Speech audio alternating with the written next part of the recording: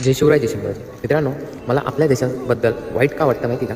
तर बघा ना, आपल्या देशात ज्या टायमाला निवडणूक येतात त्याच वेळेस लोकांना आठवतं की खराब झालेले रस्ते, खराब झालेल्या गटारी, म्हणजे हे सगळं किंवा काही आठवतं. किंवा त्यांचे महिनाभर आधी, इलेक्शनच्या आधी प्रचार चालू होता. आम्ही असं करू, आम्ही तसं करू, घोषणाबाजी चालू होती. आणि इलेक्शन झाल्यानंतर कुत्रंसुद्धा टुकून पाहत नाही. म्हणजे त्यानंतर कोणी त्या गावाला पाहत पण नाही, त्या गावाचा विचार करत नाही. फक्त त्यांची पोळी शिकवायचं काम करतात. सांगायचं एवढंच की आपला देश यामुळे कुठेतरी मागं पडलेला आहे. म्हणजे फक्त स्वतःचाच विचार करणारे लोक आपल्या देशात भरपूर आहे.